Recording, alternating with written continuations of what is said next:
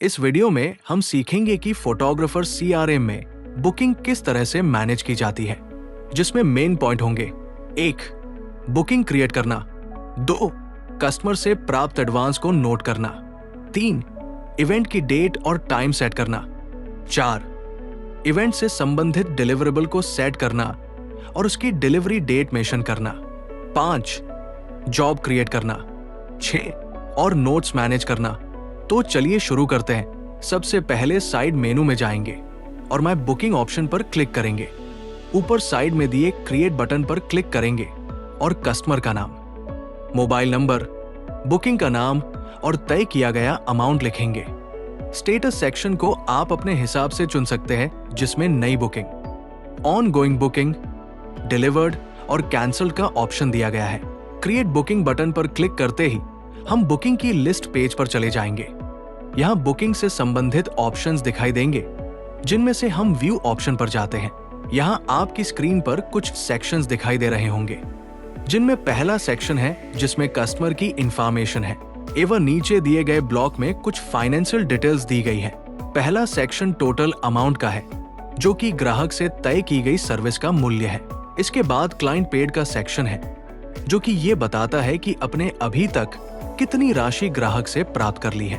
तीसरा ऑप्शन आपको बताता है कि ग्राहक से अभी आपको कितनी राशि बकाया है, जो कि भविष्य में प्राप्त करना है। आखिरी ऑप्शन, जो कि एक्सपेंस दर्शाता है, ये बताता है कि इस ऑर्डर को पूरा करने में अभी तक आपने कितना खर्च कर दिया है। ये ऑप्शंस आपको स्पष्ट तौर पर सभी जानकारियां आपको दे देते हैं।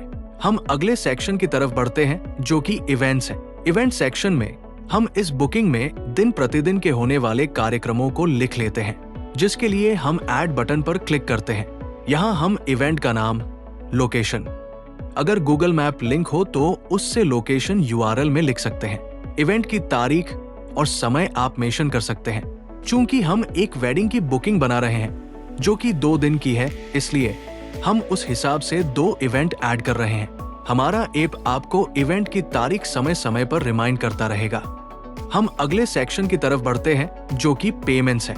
पेमेंट सेक्शन में यदि आपको कस्टमर ने एडवांस या कोई भी पेमेंट भेजा है तो उसकी डिटेल भर सकते हैं, जो कि आपके हिसाब में जोड़ दी जाएगी। इसके लिए हम पेमेंट सेक्शन में ऐड रिकॉर्ड बटन को क्लिक करते हैं और अमाउंट के साथ किस माध्यम से पेमेंट किया गया है उसका ब्यौरा तारीख के साथ लिखते हैं और सेव कर देते हैं। आप ये देखेंगे कि जैसे ही आपने पेमेंट रिकॉर्ड किया, बुकिंग की बेसिक डिटेल सेक्शन, ये अमाउंट अपडेट होकर आपको दिखने लगेगा।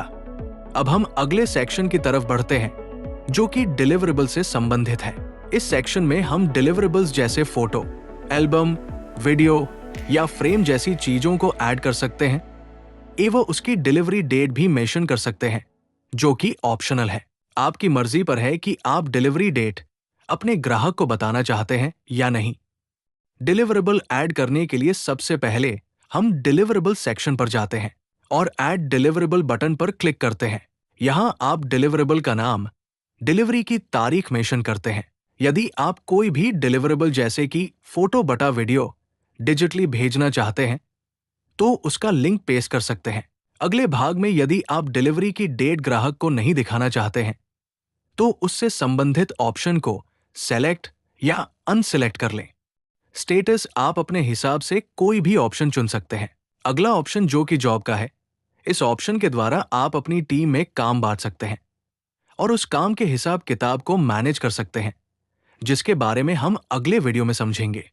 इसके बाद नोट्स का ऑप्शन है, जिसमें आप ऑर्डर से संबंधित कोई भी बात जो कि आप अपने नोट में रखना चाहते हैं रख सकते हैं। नोट्स में लिखे गए डिटेल आपके कस्टमर को नहीं भेजे जाते हैं और ऑर्डर समरी में दिखाई नहीं देते हैं। ये सेक्शन सिर्फ आपके उपयोग के लिए है। नोट्स बनाने के लिए आप ऐड नोट बटन पर क्लिक करके लिख सकते हैं।